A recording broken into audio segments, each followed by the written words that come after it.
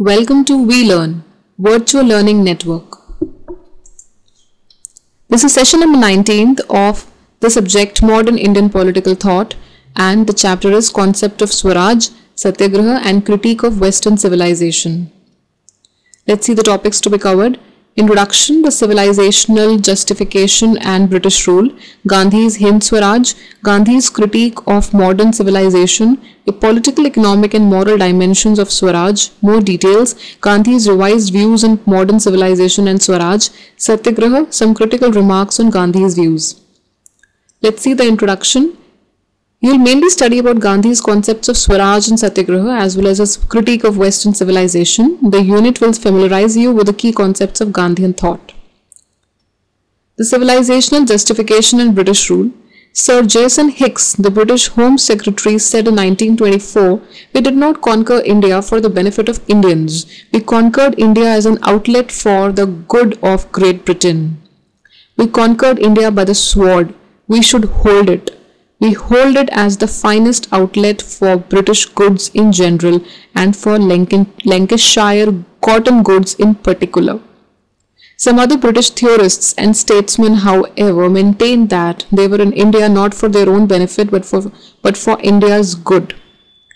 The British Home Secretary, Sir Jason Hicks, said that they conquered India not for the benefit of the Indians, but they conquered India for their own benefit, for the benefit of Great Britain, to take goods and to economically extract India, and basically a market for Lancashire goods, cotton goods, and also for their own benefit and for taking wealth from India.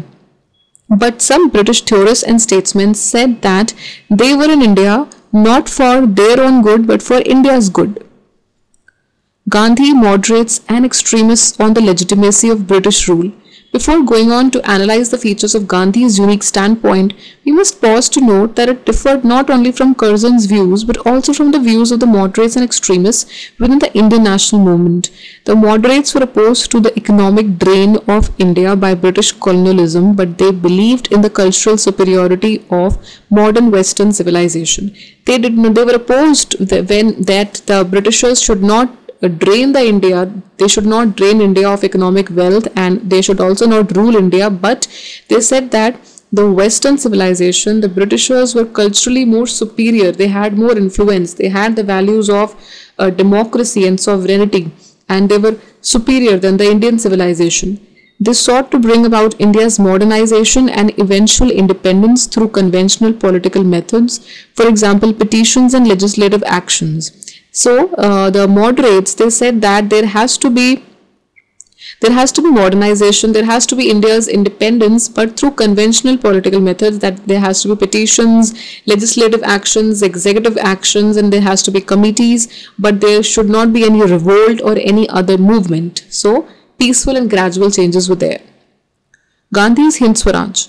Gandhi, extremists and British colonialism. As we have seen in the previous sections, Gandhi agreed with those extremists who denied the cultural or moral superiority of the modern Western civilization, but he disagreed with their reactionary and revivalist attitude towards the Indian tradition.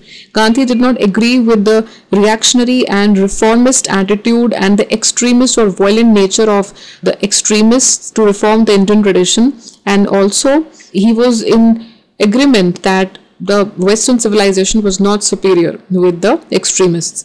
Gandhi, moderates and British colonialism. While Gandhi agreed with the moderates in their condemnation of the imperialist drain of India's economy, he differed from their appreciation of the so-called cultural superiority of modern civilization represented by Britain. Gandhi did not agree with the moderates when they said that Britain was culturally more superior. Gandhi on Swaraj. The Swaraj of his conception, he affirmed, was not a conception of Englistan, English rule without the Englishman. This is what he emphasized on. There has to be English rule without the Englishman. His conception of true Swaraj and true civilization, he clarified, was deprived not from the works of such modernist thinkers as Spencer. He said that there has to be English rule, there has to be democracy, sovereignty, everything, but without the colonial rule, without the Englishman's rule. Mill or Adam Smith, but from the perennial wisdom of Indian thought and from such non-modernist Western thinkers as Tolstoy, Ruskin and Thoreau. Gandhi's critique of modern civilization. With Western influences on Gandhi, Gandhi's critique of modern civilization was influenced by the writings of some Western romantic thinkers. Edward Carpenter's Civilization, Its Cause and Cure greatly influenced Gandhi's critical attitude towards modern science and medicine. Similarly, Leo Tolstoy's The Kingdom of God is Within You exerted a tremendous influence on Gandhi's views on the repressive character of the modern state and his commitment to non-violent resistance. Gandhi said that the state was repressive in character and the modern state was repressive in character, and there has to be non-violent resistance, but they should not be focused on violence or on any other extremist activity. Meaning of true civilization. Gandhi goes on to point out that the truly civilized conduct calls for limiting our wants, to not exceed our wants and desires, avoiding life corroding competition. There has to be healthy competition, but not the unhealthy one, preventing conditions that generate robbery, prostitution and other vices. There should not be vices, robbery or prostitution in society, placing the rishis and fakirs over the kings, that the rishis and fakirs were over the kings, and subordinating brute force to soul force of, in other words, making our social and political actions conform to the principles of ethics and morality. Our political and our social actions have to conform to the principles of ethics, of morality, of right. There should be no wrong actions. There has to be soul force. There has to be force. There has to be change from within, but there should not be external force. There should not be force from the outside to make the people change.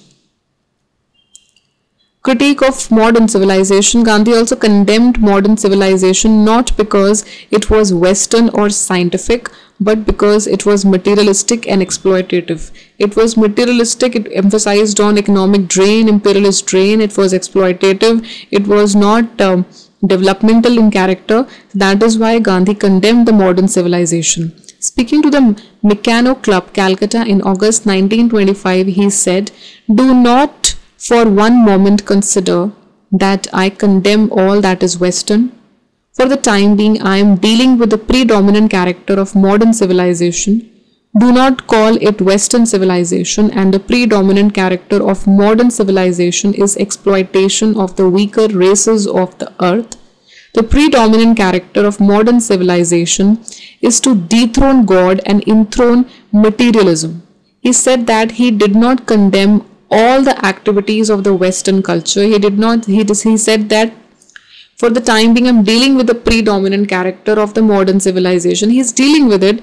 Do not call it Western civilization. It is not Western or Eastern, and the predominant character of modern civilization is exploitation of the weaker races of the earth. He said that do not call that the Western civilization, or do not call it Western civilization, and the predominant character of modern civilization is not the exploitation of the weaker races of the earth. He said that the predominant character of modern civilization is to dethrone God and enthrone materialism. That God is not important. Materialism, wealth, money, this is important according to the Western culture, and this he condemns. This he disagrees with. And he does not condemn everything which is Western in character. He condemns which is wrong, which is unethical, and which dethrones God. That is what he condemns. Political, economic and moral dimensions of Swaraj. Definition and meaning. The word Swaraj, Gandhi writes, is a sacred word, a Vedic word, meaning self-rule and self-restraint, and not freedom from all restraints, which independence often means. So he said that there has to be self-rule, and there has to be self-control, control by the people, and not freedom from all restraints, which independence often means, but there has to be self-control. Swaraj or participatory democracy. In place of centralized representative government, the Swaraj of the masses would mean a system of decentralized participatory democracy. There has to be decentralized. The people's participation is supreme, and people's participation should be there. The democracy should be decentralized. It should not be centralized at one authority, but it should be decentralized. It should be with the people at large. True democracy, Gandhi wrote, cannot be worked by 20 men sitting at the center. It has to be worked from below by the people of every village. So there has to be the grassroots development. There has to be development of the people from every village, but not from only elite 20 men sitting at the center. Swaraj and freedom. Gandhi also spoke of Swaraj in terms of freedom for the meanest of our countrymen and the welfare of the whole people. In practical terms, this would mean, he said, truthful relations between Hindus and Muslims, bread for the masses, and removal of untouchability. The untouchability should be removed, and there has to be freedom of the weakest, and there has to be welfare of the weakest, and there has welfare of the entire nation. Purna Swaraj. According to Gandhi, under Swaraj, the people would shun the evils of capital and would strive to attain a juster distribution of the products of labor. There has to be hard work, there has to be labor, and there has to be juster distribution, fair distribution of the products and of the fruits, and to shun the evils of materialism and capital, and to be able to get more rewards for their labor. Purna Swaraj, the economic dimension. According to Gandhi, besides its moral and political dimensions, Purna Swaraj or Ram Rajya has also an economic dimension, which means entire freedom from the British capitalists, and capital has also their Indian counterpart. In other words, the humblest must feel equal to the tallest. So this can take place only by capital or the capitalists sharing their skill and capital with the lowest and the least. The person who is in the least position, the rich persons or the people who had skill and the people who were capitalists, they should share their wealth, they should share their skill, and they should share their capital with the lowest of the persons in the society, so that the lowest should feel equal to the tallest. Long-standing appreciation of civil liberty is guaranteed by modern liberalism. It must indeed be admitted that even at the time of writing Hind Swaraj, Gandhi was deeply appreciative of and committed to the civil liberties guaranteed by modern liberalism. So he was equally appreciative of the liberties which were given to the people that was given by modern liberalism, and he was deeply appreciative of that fact. Gandhi Raj. Gandhi gave a more comprehensive description of his revised views on modern civilization and Swaraj in the following comments he made on a leaflet which had caricatured Hind Swaraj as Gandhi Raj, where there has to be people, where there has to be working, and there would be no state, and people would be working for themselves, and there has to be just distribution of their labor. Satyagraha. Satyagraha is Gandhi's supreme contribution to political thought and praxis. It is a way of moral political action for attaining Swaraj and for resolving basic social conflicts. As Bondurant has pointed out, Satyagraha became something more than a method of resistance to particular legal norms. It became an instrument of struggle for positive objectives and for fundamental change. So bringing about fundamental change, it was a resistance to the oppressive policies of the Britishers. Early experiments. Gandhi first used the technique of Satyagraha during the resistance of the Indian workers of South Africa against the Asiatic Law Amendment Ordinance of 1906. The term Satyagraha means holding fast to truth, adherence to truth.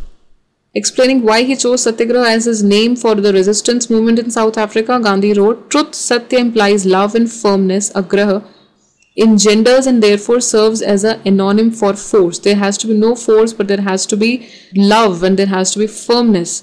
Principles on which it is based. Satyagraha is based on the principles of Satya, that is truth, ahimsa, non-violence, and tapas, self-suffering. Gandhi clarified this in his oral submission before the Disorders Inquiry Committee presided over by Lord Hunter at Ahmedabad on 19 January 1920. There has to be tapas, self-suffering, satya, ahimsa, and there has to be this kind of resistance where that is non-violent and it is true and it is truth in character, and there has to be firmness. Then that is why he chose this kind of resistance. Ahimsa and Satyagraha. By ahimsa, Gandhi did not mean merely non-injury to others. That would be a more negative or passive connotation of ahimsa, which also has a positive or active meaning, namely love or charity. It has also love or charity, which is including in this concept. Tapas, a third element is tapas or self-suffering action based on love towards others. We saw earlier is a positive test of truth. From this, Gandhi goes on to say that tapas or self-suffering is the test of such love. Is the test that how much we love also others. That is based on love towards others and is a positive test of truth, where self-suffering is the test of such love. Some critical remarks on Gandhi's views. Attitude towards Western modernity. Gandhi's initial attitude towards Western modernity was so negative that Nehru was not altogether unjustified in blaming Gandhi for his peasant's blindness to some aspects of modern life. However, in his later years, Gandhi, as we saw above, softened his critique of modernity. So during first, Gandhi was very much negative towards the modern attitude, which Nehru said that he was blinded for the peasant, and after that Gandhi softened his critique of modernity. Impracticality of Satyagraha, that it was not practical. Concerning Gandhi's theory and praxis of Satyagraha, several critics maintain that non-violence and self-suffering are impractical methods against violent oppression. So these ideas were not practical. Assessment by Westerners. In conclusion, we may ponder over two assessments by Gandhi's Satyagraha by Western writers.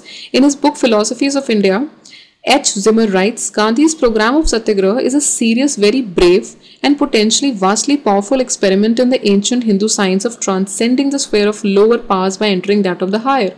Gandhi is confronting Great Britain's untruth, asatya, with India's truth, satya. So British compromise with Hindu holy dharma. So Britishers, they were based on asatya, and in India's that was based on satya. So that was all about Gandhi's views and Gandhi's Raj here, and these are some of the questions. You have to do it yourself. Question number 1, what do you understand by Gandhi Raj? And question number 2, briefly comment on Westerners' assessment of Gandhi. Thank you. Happy learning. We learning.